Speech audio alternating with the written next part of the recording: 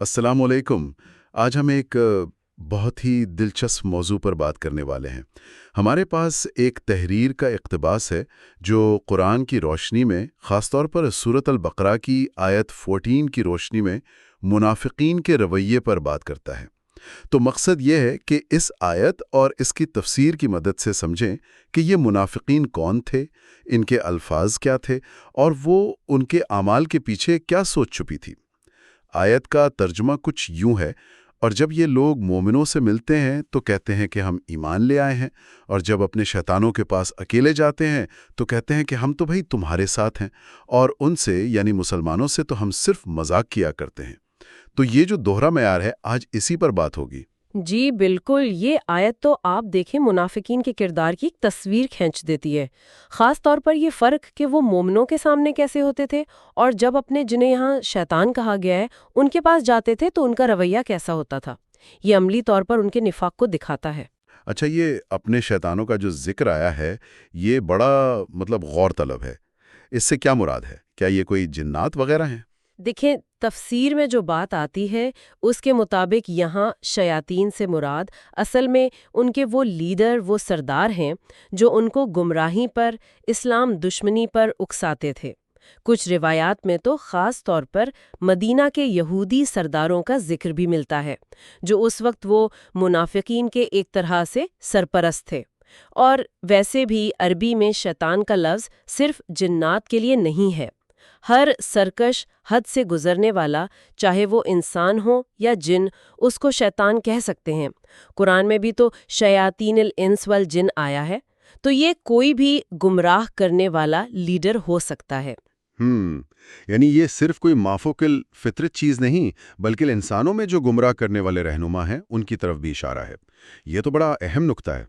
اچھا، تو جب یہ اپنے ان شیطانوں یعنی سرداروں سے ملتے ہیں تو کہتے ہیں ان معکم، ہم تمہارے ساتھ ہیں۔ اس جملے میں کیا خاص بات ہے؟ سیدھی سی بات لگتی ہے۔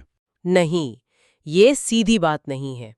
عربی گرامر کے لحاظ سے دیکھیں تو یہ جملہ اسمیہ ہے اور اس پر انّا لگا ہوا ہے۔ یہ تاکید کے لیے آتا ہے۔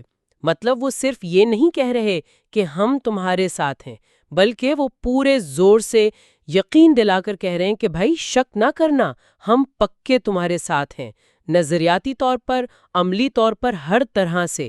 یہ کوئی رسمی بات نہیں بلکہ گہری وابستگی کا اعلان ہے۔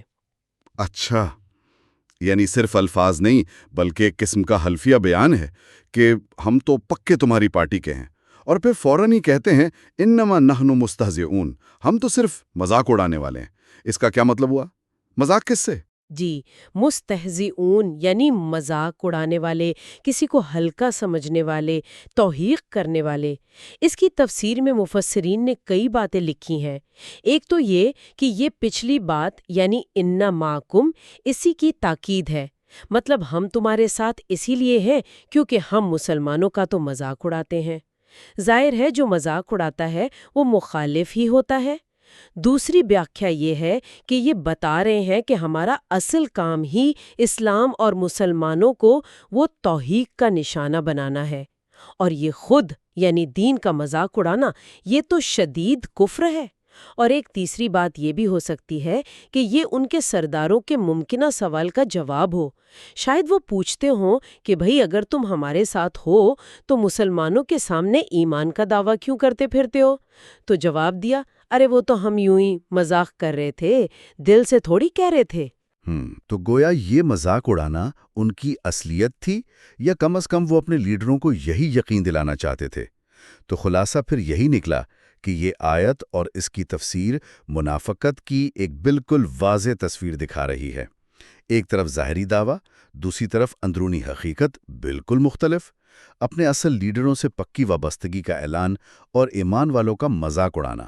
بالکل، اور دیکھیں یہ بات ہمیں سوچنے پر مجبور کرتی ہے کہ الفاظ اور عمل یا الفاظ اور نیت میں مطابقت کتنی ضروری ہے۔